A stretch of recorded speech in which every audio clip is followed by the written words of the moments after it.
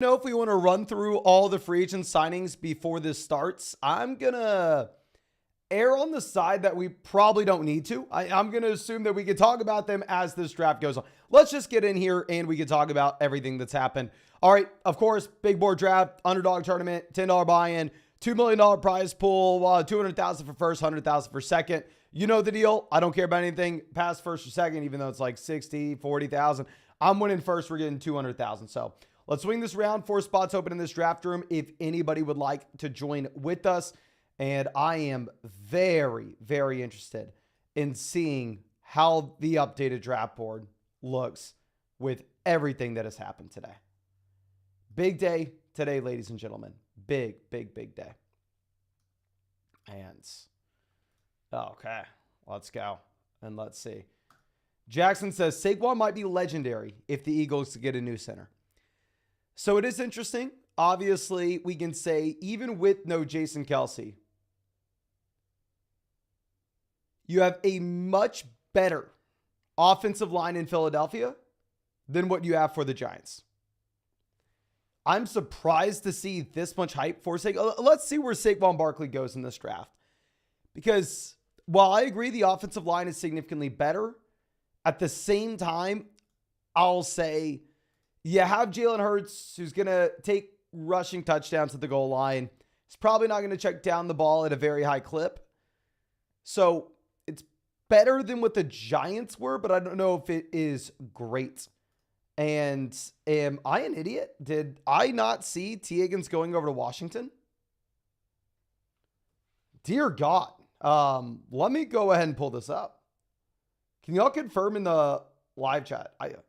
I just got back from pickleball, ladies and gentlemen. I just hopped out of the shower. I thought that we were done for the day. So Jacoby Brissett going to New England. I hadn't seen that before. Josh Allen restructures. Austin Eckler goes to Washington. Okay, no, not true. T. Higgins requests the trade, but it doesn't. ER7 says, please Google Jay from Animal Kingdom. You look just like him. All right, let me go ahead and pull this up. I'm assuming this is Brad Pitt, my friend. But Jay Animal Kingdom. Hey, I'll take the compliment. Let me go ahead. I'll pull this up, okay? This is worth pulling up. It's nice enough.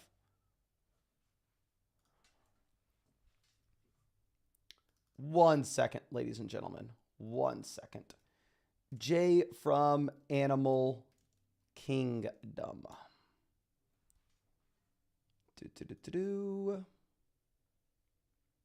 I'll take it, my guy. I'll take it. Thank you. But we are on the clock now. Justin Jefferson does not have Kirk Cousins. So I will make a little bit of a bold selection here, and I'm going to go ahead and I'm going to take Jamar Chase. We were saying previously, right at the beginning of this offseason, that if Cousins re-signed in Minnesota, Justin Jefferson would potentially be my number 1 overall pick off the board. However, now that you have no Cousins, hopefully you have Trey Lance in Minnesota. Obviously, probably not, but it would be a dream. You don't know what the quarterback situation is going to be. I know with Jamar Chase, this guy has Joe Burrow. I feel very safe in that. Hopefully Burrow's healthy for this next year. Hopefully Chase is healthy for this next year. But let's see. Let's see. But Odie, are happy to see you. And yes, Antonio Gibson going over to the Pats. Talk about that when we see Ramadre and everybody go off the board. Let's see. And Jordan says, T. Higgins posted Tennessee on his Instagram. That is interesting. I remember looking about a month ago, and the Titans were the favorite to land T. Higgins if it was not Cincinnati, according to Vegas sportsbooks. But Harrison says Gibson should be a 3rd-round fantasy pick. I'm a Pats fan. I have no bias. Are y'all saying that? Let me know what you think in the live chat. Does Antonio Gibson start over Saquon not over Saquon Barkley, over Ramadre Stevenson? I mean, keep in mind, this coaching staff doesn't have any allegiance to Ramadre. Belichick is out of there. I mean, I probably still bet on Ramadre Stevenson over Antonio Gibson. But I do think it's probably a committee between the two. Okay, and it does look like most people still are going to be going with Ramadre as well. Joey says, if people value Saquon like that, I will have 0% of them. Where does Saquon? Is Saquon not off the board yet? I believe we had a question asking if Barkley was a first-round pick. If Barkley goes before CMC, Hall, Bijan, or Gibbs, I will have 0 Saquon Barkley. If you're looking at the Kyren Williams, Jonathan Taylor, Saquon Barkley range, I think at that point, you could just kind of call your shot on who you want between the group. If Saquon makes it to us at 21, I'll probably take Saquon. But no, Saquon instead goes off the board at 16. I think that is a completely fair price point. Jeep Guy, happy to see you, my friend. Hope that you are doing well. And who's the next free agent that'll be on the board that we can talk about? I'm assuming Jacobs, unless I'm mistaken. So we start off with Chase. We're going to be on the clock at 21. We have Marvin Harrison Jr., Josh Allen, Brandon Ayuk, Devontae Adams, Rashee Rice, Stephon Diggs as the best options. So I believe the Raiders went ahead and they're rolling with Gardner Minshew. It is interesting that nothing's happened with Justin Fields just yet. It is interesting. Okay. Bogus says Saquon could be CMC for that offense. I think Saquon Barkley is one of the most talented running backs in the NFL. But with that being said, I'm going to take Marvin Harrison Jr. I haven't taken him a single it's probably too rich. I haven't taken him a single time. This is more expensive than we've ever seen any rookie wide receiver in fantasy. But let me at least get one share of him. But looking at Saquon Barkley, I want to reiterate, I believe Saquon is one of the most talented running backs in the NFL. And I believe the Philadelphia Eagles are one of the better offenses in the NFL. With one of the better offensive lines, obviously no Jason Kelce is going to be brutal, but still. However, typically you don't want the starting running back that's playing alongside a quarterback that's going to be rushing the ball a ton. Especially a quarterback that's going to be taking rushing touchdowns at the goal line. So I love Saquon, but I don't think he can be CMC because he does not have that kind of rushing touchdown upside. And also, he's not the same level receiver. I really like Barkley, but I'm telling you, he's not Christian McCaffrey just because he went to Philadelphia. Even if he was as talented as Christian McCaffrey, with the rushing quarterback, he's not going to see the rushing touchdown volume, and he's not going to see the usage as a receiver that CMC gets. Brownie says opinion on Eckler to Washington. Clear path to a starting job. He's probably washed, but he's priced in drafts right now as if he's washed. So, I mean, I think it is fair. Okay, we're going to go ahead. We're going to take Deebo Samuel here. We're going to start it off with 3 wide receivers. Interesting to see Metcalf go that early. I am not a fan of the Metcalf pick, to be completely honest. You look over the past 3 years, DK Metcalf has been a high-end wide receiver 3, low-end wide receiver 2 each season. He's averaging like the wide receiver 25 finish. But Jacobs on Packers. Yes, I am excited to see where Jacobs goes in this draft. Pro Movements, how's the Ironman trading going? It's going well, my friend. It's going well. I have a half Ironman in less than a month. I'm terrified that I'm going to drown, but I've written my will. My parents get the YouTube channel. So just know that an old bald guy and an old crazy lady may be live streaming for y'all through the summer. Just understand that. And hopefully they do a good job. We'll see. We'll see. But Stick says Marvin on the Bears. It would be great if they could somehow figure that out. But I don't think just because Justin Fields is still in Chicago that all of a sudden Marvin Harris Jr. is going to go to the Chicago Bears. Not happening. Dean says ETN will outscore Barkley. I actually like that you have Gabe Davis going over to Jacksonville. I think it makes a ton of sense. in terms of him filling that Calvin Ridley role, them still getting the second rounder by letting Calvin Ridley walk. I don't necessarily think that Gabe Davis is a phenomenal fantasy wide receiver. I mean, I've never thought that. I always came out and said that the man's overrated. But with that being said, I mean, he's a wide receiver that can stretch NFL defenses and create space underneath, which is something that is incredibly valuable.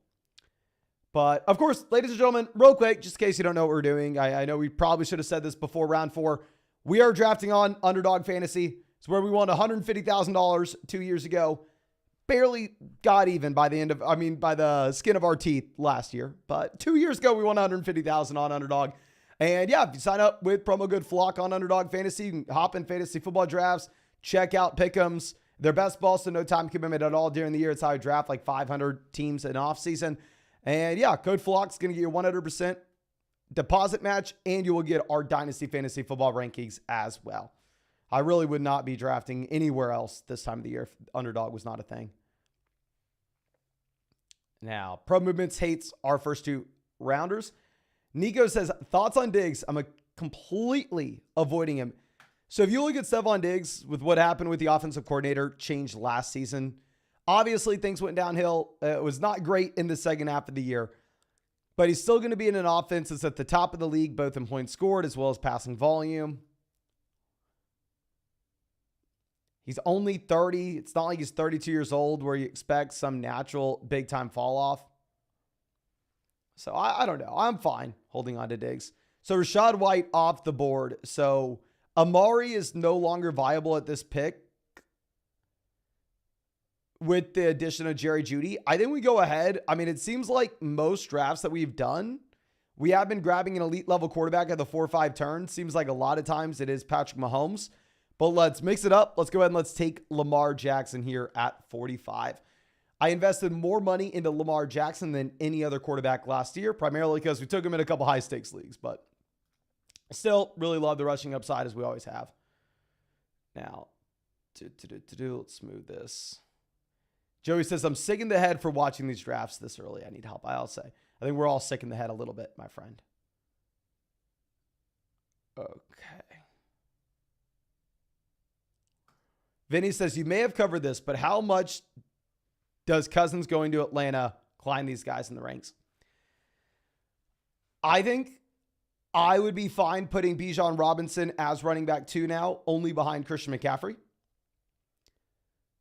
Looking at Drake London, I talked about this, and I've talked about this forever with the Dynasty videos. And also, I actually just put out a video on the Dynasty Football Flock YouTube channel talking about the players that are skyrocketing up after free agency here. But anyway, looking at Drake London and his overall profile. Oh, and one other thing, one of my favorite buy low guys this offseason, Jordan Addison. Looks like that was not a good call now that you have no Kirk Cousins in Minnesota. Jordan Addison needs to be falling down these drafts, and I was excited to get him. Aaron Jones off the board here. Surprised to see the Aaron Jones selection.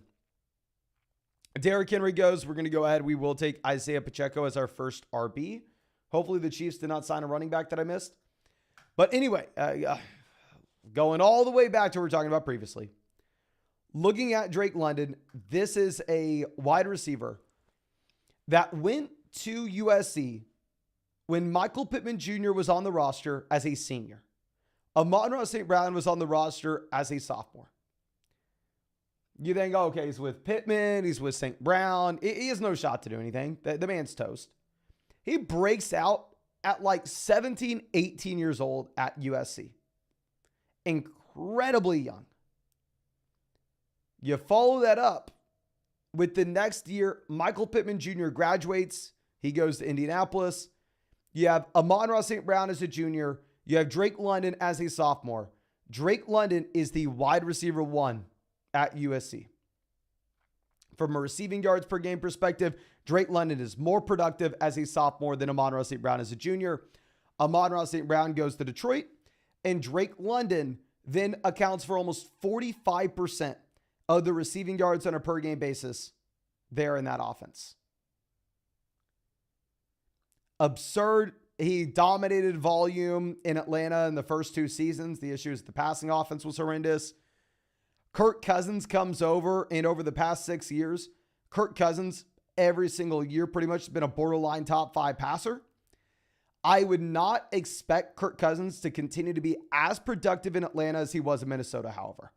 Let's keep in mind, 1, Kirk Cousins is coming off a serious injury. 2, Kirk Cousins is going to be 36 years old.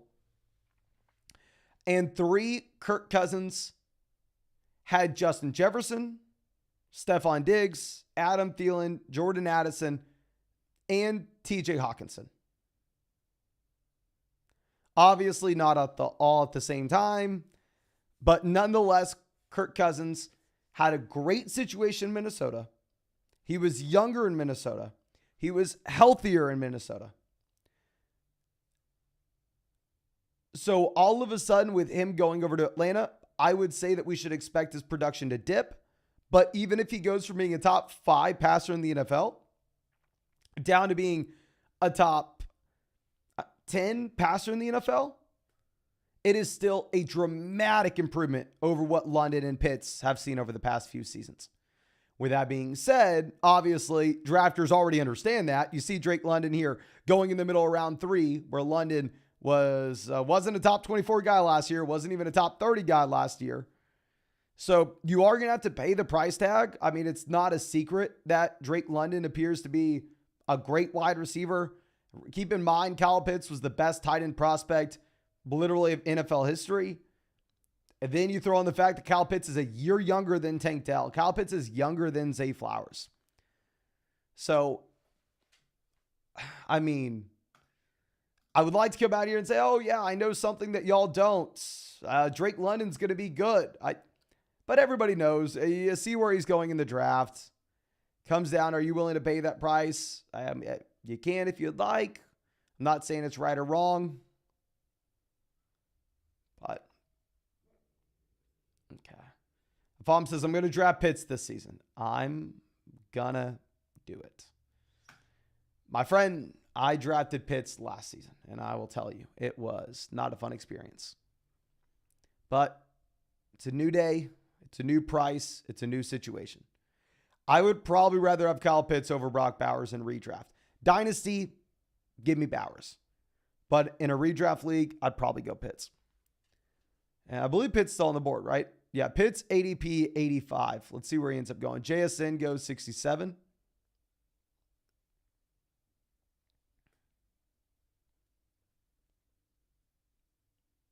Okay, George Kittle off the board. So, I mean, obviously we want Burrow to pair up with Chase, but the thing is, CJ Stroud's still here, so one of these teams could take Stroud instead of Burrow. So we'll roll the dice. We'll see if we get him on the way back around. I think we're about to see a wide receiver teardrop, so we're going to take Chris Godwin here at 69.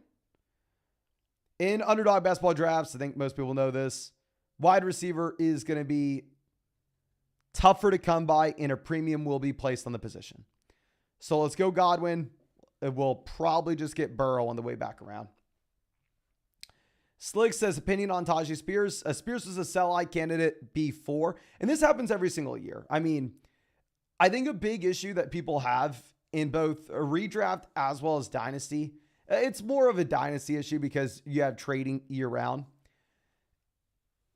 Spears is the perfect example. Where you have a rookie with really no pedigree that wasn't a great prospect. Chase Brown's another good example, by the way. But one of these obscure depth rookies that they come in, I'm not saying they're nobody, but they're not sold to be someone special. People aren't super excited about these guys. They come in, they flash. Then the starting running back in front of them leaves. And people immediately take whatever that starting running back volume was and assign it to the backup.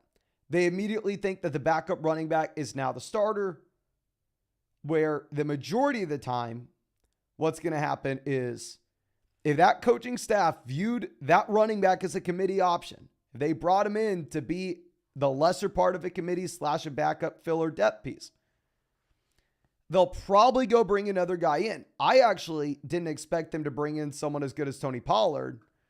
I expected instead them to maybe bring in maybe just someone like Braylon Allen. I don't know. But just another guy to split the backfield because he was drafted to be a committee back. this coaching staff really didn't have any allegiance to Tajay Spears. So, I mean, Tony Pollard going over there, I think Pollard, I don't want to say he takes the job completely. I think it's a committee, but I think Pollard is the lead back in that committee. Okay. But Riley, welcome to be a member of the flock, my man. You know I appreciate you.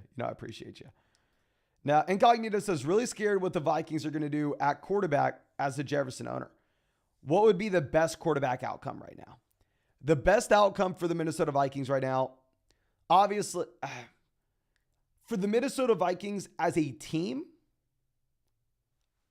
I would say Justin Fields. If you are a Justin Jefferson owner, you do not want Justin Fields. So it's two completely different things. I think Justin Fields make a lot of sense for Minnesota. If it is a cheap price tag, they trade a third rounder to get him, and they go, okay, we are going to roll the dice. We're going to give him a 1-year shot. If he's not any good, then hell, hopefully we have a high pick and we take him quarterback in the 2025 draft. If he is good, great. We possibly have the quarterback of our future. I think for Minnesota, that makes a lot of sense. However, if you are a Justin Jefferson owner, a Jordan Addison owner, I think it would be very bad. You're not going to have a lot of passing volume in that scenario. And I think what would probably be better if you were just looking for production from those guys is somehow Minnesota trades up and they get to a top 3 pick and they're able to take someone like Drake May. I don't know. I mean, realistic outcome is they maybe sign someone like Flacco and they draft Bo Nix early round 2, or they draft Michael Penix early, which is really ugly. I don't want to act like that's a good situation, but it is what it is. Now, Godzilla says, holy cow, I'm drafting Mason Super Stash. Thank you for hopping in a draft with me, my friend. I'm going to be excited to check out your team. Let me make these next 2 picks, then we'll go ahead and dive into the team. But Brian Robinson goes 89.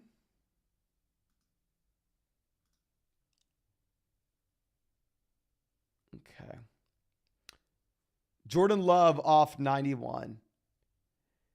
Am I stupid for thinking Justin Herbert should be drafted ahead of Jordan Love?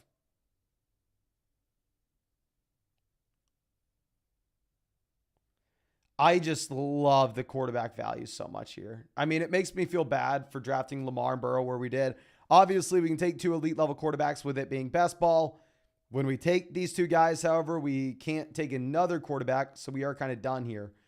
Yeah, Spears continue to fall. We're on pick. Oh, that's a great DeAndre Swift selection. Swift goes, do we take Deontay Johnson and say that Russ helps?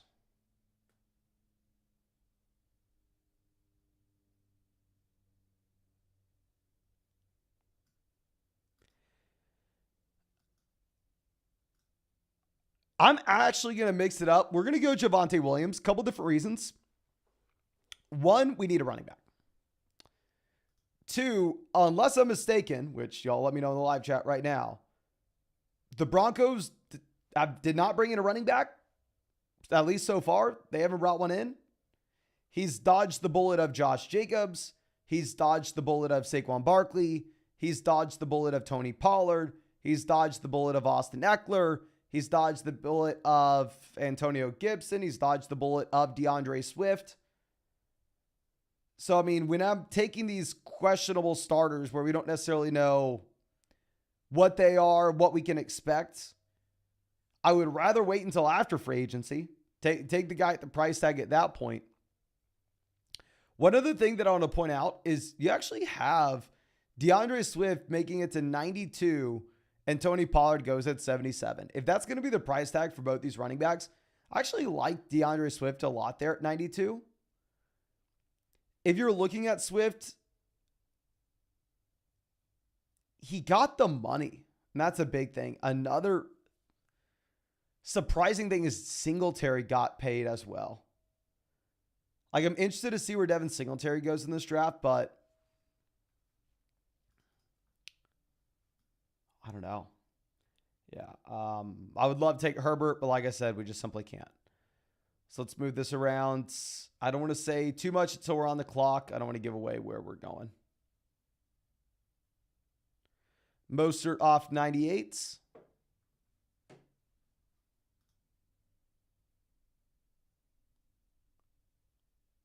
Blake says Miles Sanders got the money too, which he did, and he ended up going in round 5, I believe. I will for sure take someone like DeAndre Swift where he goes with him getting paid. I'm going to take Courtland Sutton with no Jerry Jeudy. If you've been following this channel for a while, you know that one thing about me at the very least, I am a massive Courtland Sutton fanboy. I've loved Courtland Sutton. I've been drafting Courtland Sutton for years. One of my favorite players in fantasy football. So we'll go ahead. We'll take our guy here at pick 100. We'll double dip with the Denver Broncos here in Javonte as well as Sutton. But yeah, and going back to DeAndre Swift, this will probably, in my mind,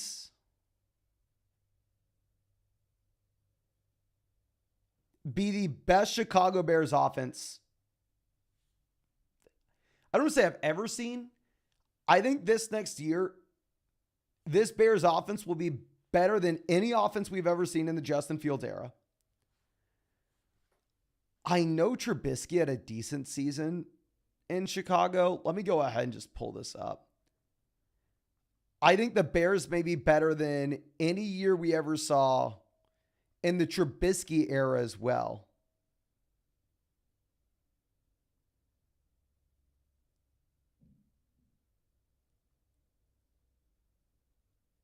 No, 2018 Trubisky went 11-3. I know y'all hate me crapping on Justin Fields, but like I can't help crapping on Courtland Sutton. We got to do it on Fields too. It's just so weird with the Bears fans. Mitchell Trubisky went 11-3 in his second season. Yet Trubisky was the worst guy in the world and Justin Fields was the best. Not saying Trubisky's better than Fields. Of course, I would never say that. But I'm just saying the perception of those two guys couldn't have been further apart. Like, people know that Mitchell Trubisky is very bad. But Bears fans are loyal to Fields. But anyway, I think it'll be the best Bears offense we've seen. I guess if that 11-3 Trubisky season was back in 2018, pretty much over the past 5 years. Team has a lot of money. Team has decent amount of capital. I think you can do a lot with it. Let's move this around. We have Mike Williams off the board, 112. So right now, quarterback, we have the two elite guys. We have Lamar Burrow. We have Lamar unstacked. We have Burrow stacked with Chase. Running back, we have Pacheco and Javonte. Wide receiver, we have Chase, Harrison, Debo, Godwin, and Sutton. So I believe Buffalo did not bring in a wide receiver, right?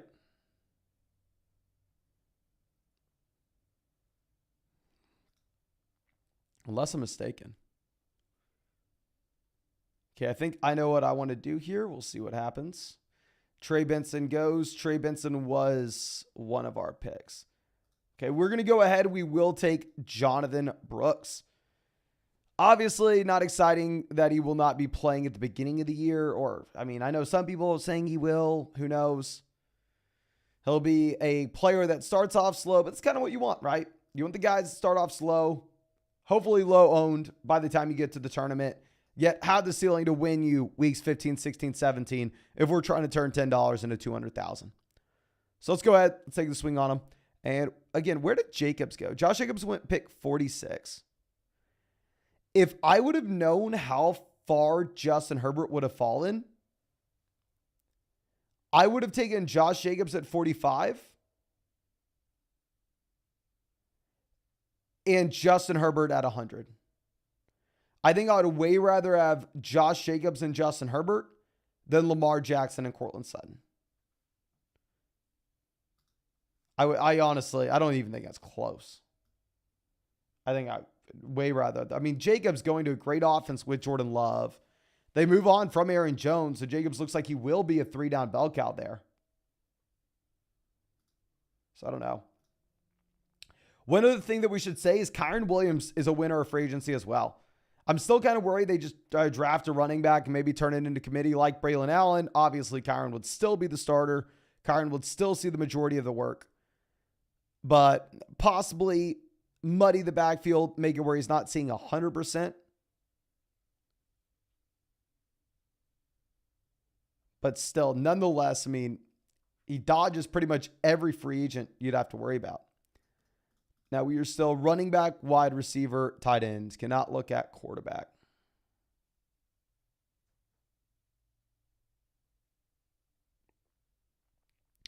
Gabe Davis goes. I think we'll go ahead and grab Cole Kmet as our first tight end off the board.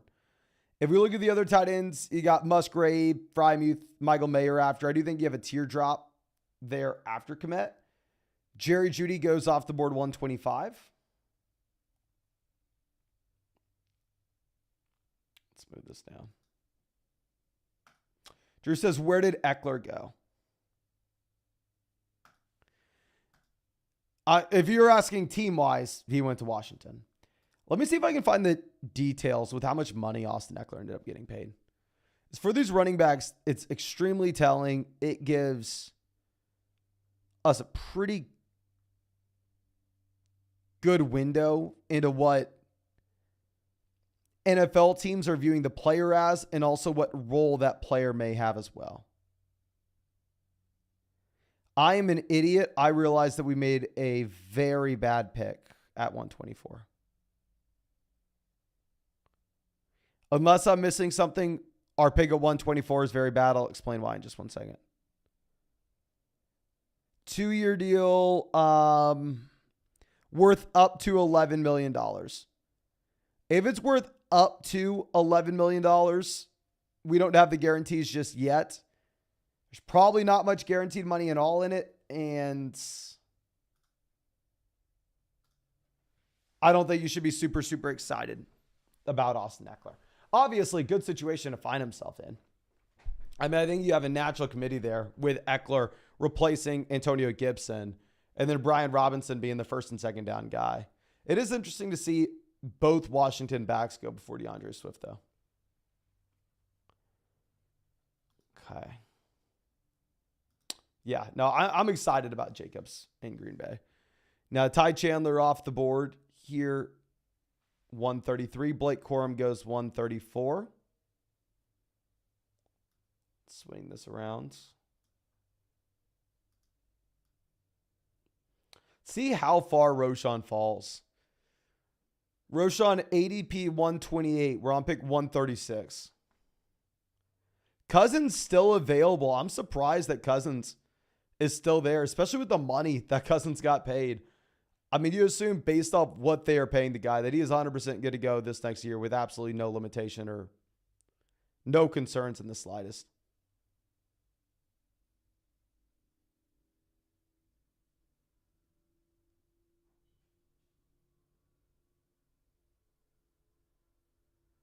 Singletary goes 136.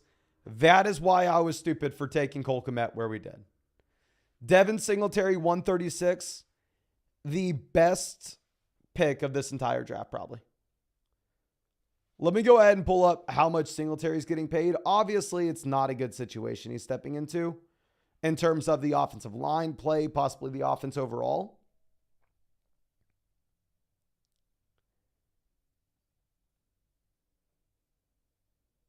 But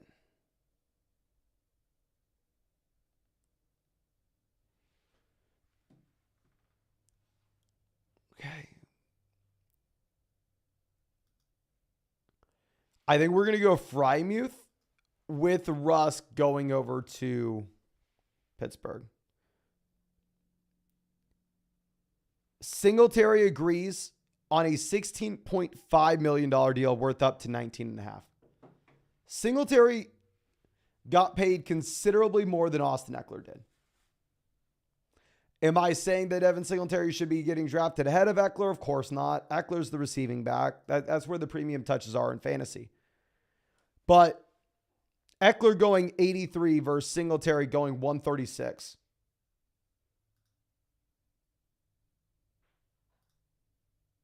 Singletary is a phenomenal price point there. Okay, Bruv says CJ Stroud at 72 is a steal. I really like the CJ Stroud price point as well, and that goes back to me saying that I probably shouldn't be drafting Lamar Jackson where we did. Okay.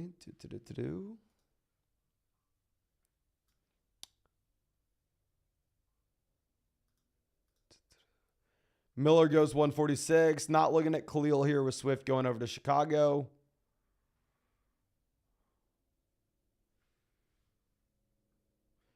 Marshawn Lloyd obviously has been a steady riser.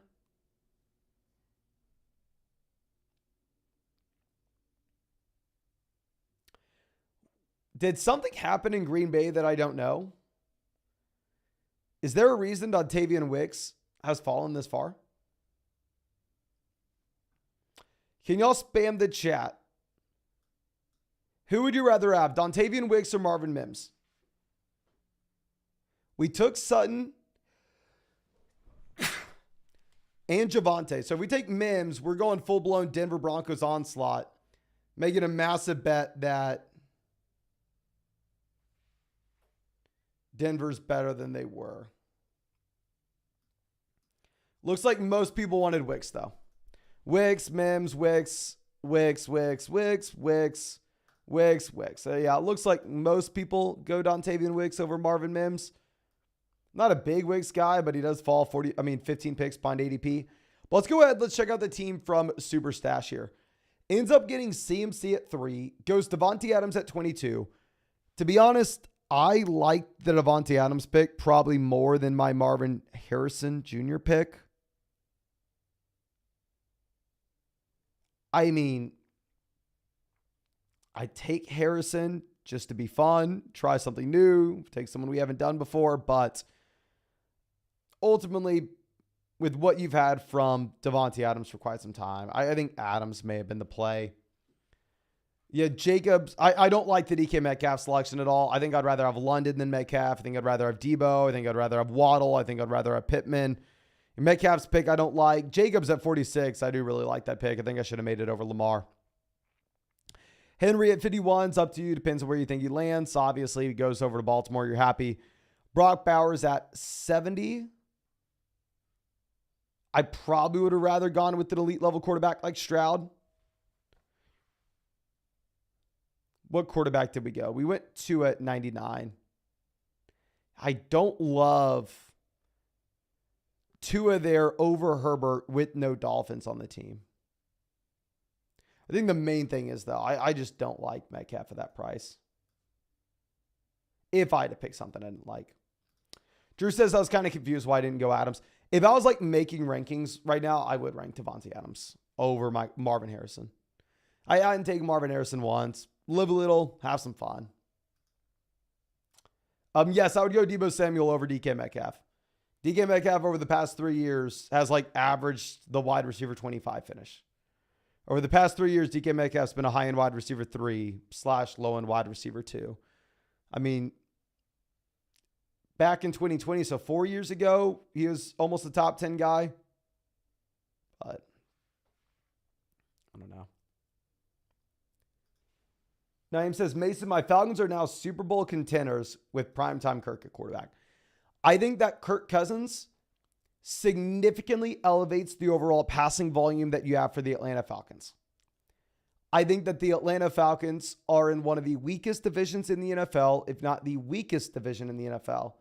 And the Atlanta Falcons should probably be hosting a playoff game this next season. Now, with all that being said, Kirk Cousins is coming off a significant injury. He's 36 years old. He just got paid $100 million.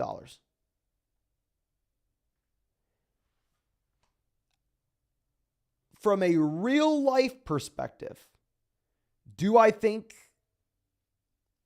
that Kirk Cousins and the Atlanta Falcons can win a Super Bowl? Hell to the no. Can they win a playoff game? Possibly. It'll be exciting. I mean, I think they should have a damn good shot at winning the division. But I don't want to come out and like say the Atlanta Falcons are Super Bowl contenders by any means. I think that is a pretty big stretch. Okay. I think we're going to go Tyler Algier. Speaking of these Atlanta Falcons, premium handcuff back. I mean, almost 400 carries over the past 2 seasons. Okay.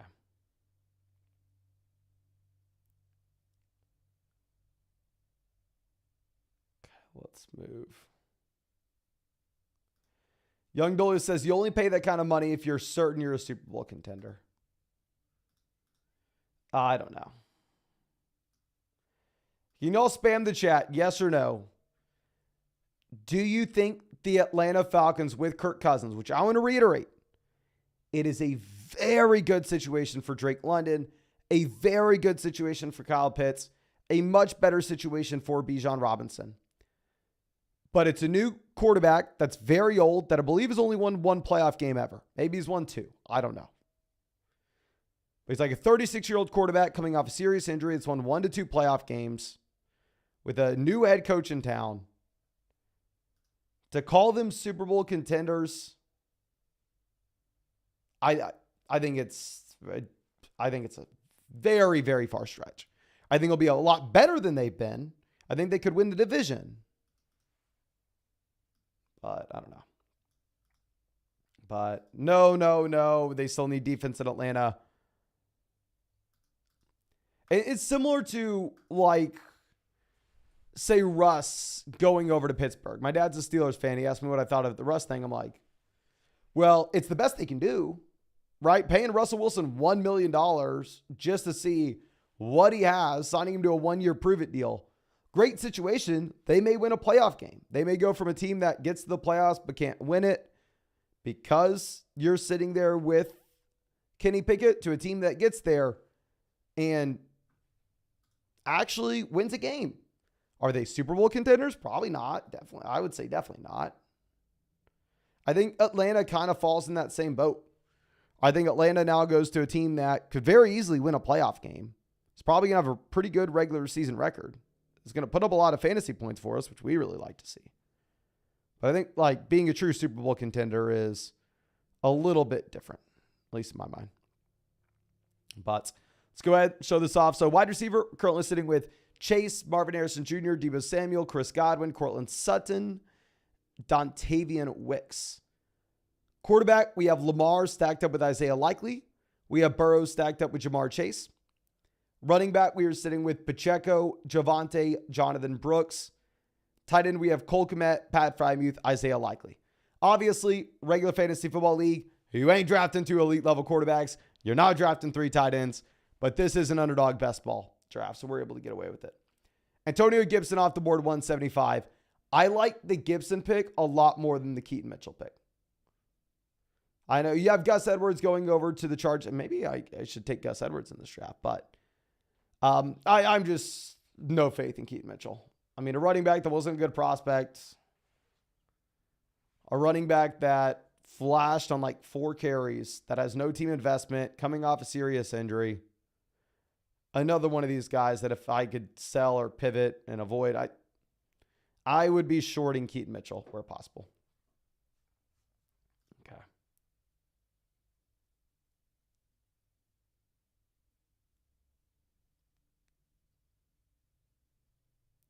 Now, Edwards goes off the board 178. I think it makes a lot of sense.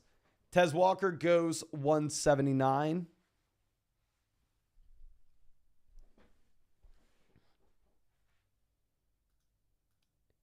Yeah, I want to see. I wish Vegas had win-loss lines out already. Like, I would love to be able to pull up. Are the Falcons 9.5 wins right now?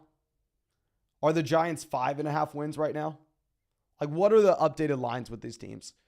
And real quick, ladies and gentlemen, less than 100 of y'all have hit that like button. Hit that like button if you have not done so already. What are you waiting for? All right, we've taken our 3 tight ends, so we're not going to be taking any more. We are pretty much running back, wide receiver from here on out.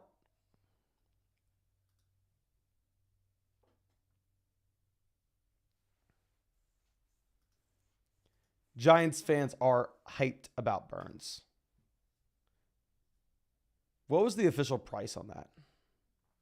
I saw y'all got him. Did the official price tag come out?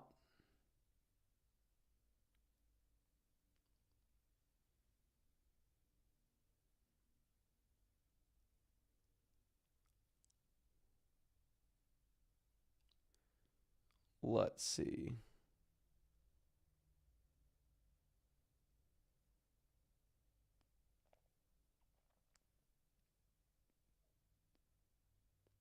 I still don't see it. A second and fifth round pick swaps. Okay.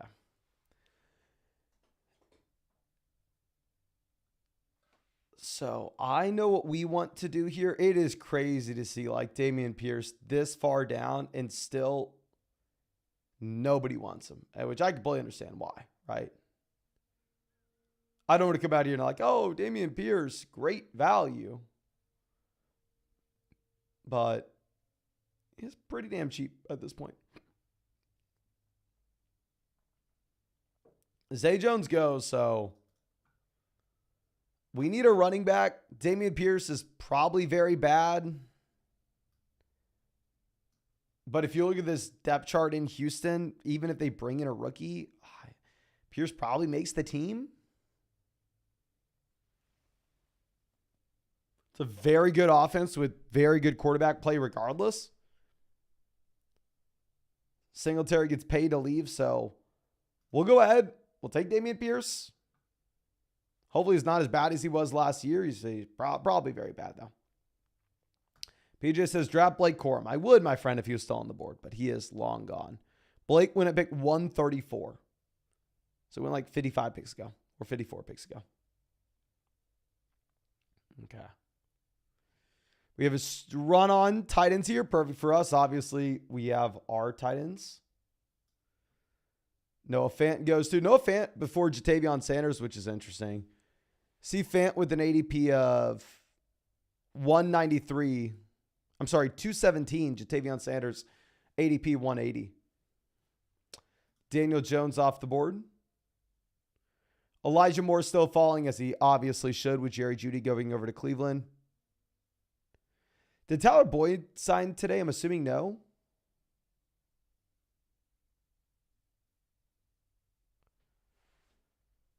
There are two guys that you could look at here. I think the two guys are Jalen Hyatt as well as Jonathan Mingo. Some year two deep threats that are athletic, but not good wide receivers. Didn't like him coming out. Still don't like him. Can you all spam the chat? Would you rather have Hyatt or Mingo? Assuming most people are going to go Hyatt based off ADP, but I think Mingo's right here as well. Yeah, I didn't see anything on Boyd either today.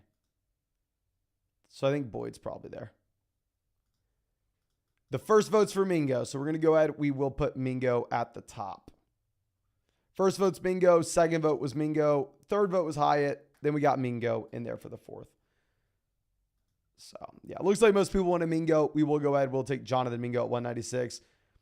I still think Carolina makes a lot of sense if they wanted to go out there and trade like the 33rd pick or the 31st pick, whatever it is, for T. Higgins. But it hasn't happened. Really haven't brought anybody in. Jonathan Mingo, obviously, taking around 2 last year. Don't like the guys at prospects.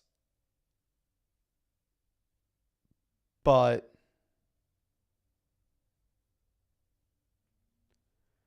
I don't know. I mean, 17th round, clear path to playing time. I have more faith in him all of a sudden turning into a good wide receiver than Trey Palmer.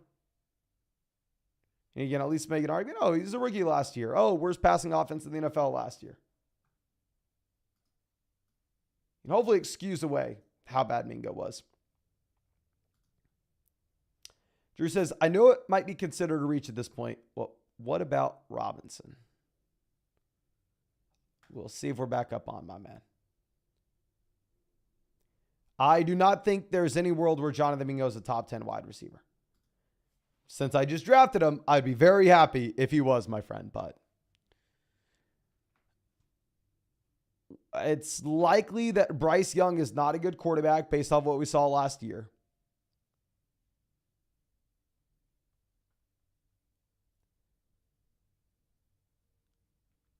It's way more likely that Jonathan Mingo is not a good wide receiver based on what we saw last year and what we saw at Ole Miss as well.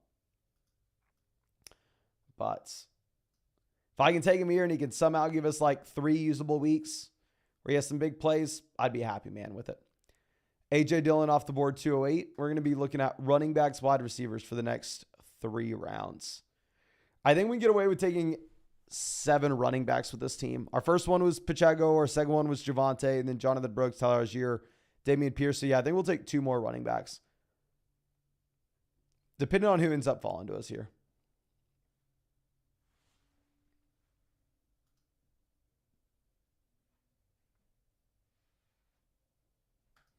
Young Dolly says, Bryce Young could be one of those ruined quarterbacks we've been seeing lately.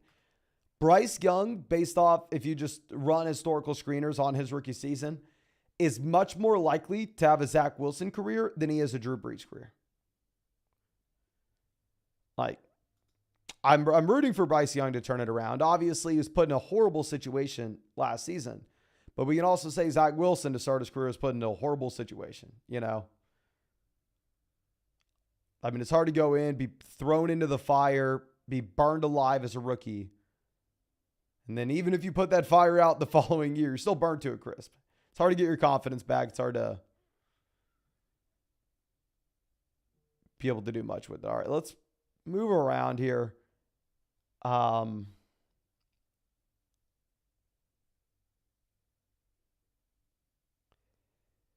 think I'm going to take Tank Bigsby. Round 3 pick last year. I had no faith in him. Travis Etienne, one of my most drafted running backs last season. But Bigsby was also going around like 12 last year. And people were pricing him in as if he was going to have a red zone role in Jacksonville for whatever reason. I think you're more so needing to view him as like a running back that if Etienne goes down, he can be a lead back in a committee.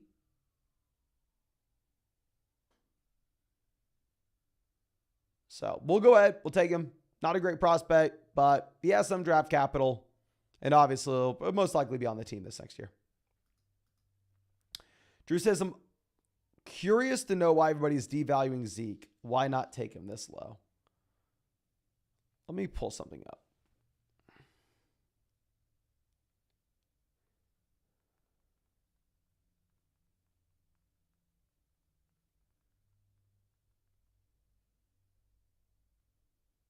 Okay. Looking at running backs that are currently active in the NFL with the most touches, career touches.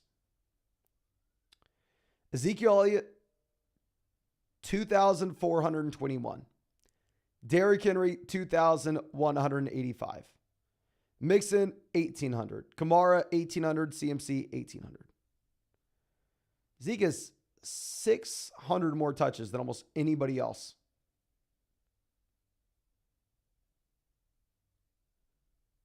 Is 1,000 more career touches than Saquon Barkley. Not saying Zeke's a bad pick at the 18-19 turn, but it's really hard to see a running back with 2,400 career touches. He was a great pick last year. I mean, if he repeats what he did last year, you're pumped. But it's hard to see that profile just continue to come out and crush it. I'm going to go ahead. I'm going to scroll a bit down, take someone that hopefully is not getting drafted in every single one of these. Johnny Wilson was the guy that a few weeks back I was taking the last round of a lot of these underdog drafts. He was more productive than Keon Coleman at Florida State. He'll probably go inside the top 100 picks of the NFL draft as well. Probably not good. I mean, super goofy looking wide receiver with how damn big he is. But if he goes top 100 picks in the NFL draft, I mean, hell, he's more productive than Keon Coleman. Maybe he gives a couple touchdowns as a rookie. And what I really like about Johnny Wilson is he hasn't been drafted in a lot of these. So if he ends up being any good, then maybe it's a Puka Nacua situation from last year. Obviously not saying he could ever be as good as Puka, but it's a very good player at low ownership where you are just crushing the rest of the field. But let me look at this. Peter says, thoughts on the team at pick 9. Let's go ahead and dive into this. Puka, 9. Makes a lot of sense. Saquon, 16. I think it's a great price for Saquon. Neighbors, 33. This is where maybe you'll lose me a bit. I think I probably would have preferred like a Devonta Smith selection. Going Cup here to get the Los Angeles Rams stack makes sense. Love the Kenneth Walker pick. Anthony Richardson at 64. I like the pick. I mean, it's past ADP as well. And you get Herbert. Never mind. I was going to say maybe I'd rather have Herbert a little bit cheaper, but you get both guys. I think it makes a ton of sense. Kyle Pitts, 81. We get Williams to stack up with Herbert. Singletary was my favorite pick. I love this team, my friend. Yeah, I really, really do like that team. But I think that should be it for this live stream, ladies and gentlemen. I know we have not done our last pick. Typically, I'm trying to hide my last round pick from y'all where possible. Hopefully, I can get someone at low ownership that does well. Probably not. Of course, I did not draft Kyron last year. I did not draft Puka last year. I was not smart enough. I wish I was. But thank you again. I just dropped a video talking about the players skyrocketing up rankings over on the Dynasty channel. Not already over there. Dynasty Football Flock on YouTube. You can find that. And of course, if you want to get in our next draft, it's Underdog Fantasy. It's the link in the live chat, the link in the description, link in the comment section. Best ball drafts, won $150,000 on Underdog last year. I'm sorry, 2 years ago. Can't say last year anymore. But anyway, yeah, you want to get in there. Best ball, no time committed all during the year. Promo code FLOCK, get you 100% deposit match and our Dynasty Fantasy Football rankings. But thank you again, ladies and gentlemen. Really do appreciate you. Really, you have a great day, and hope we get to see you out with the live draft probably next weekend.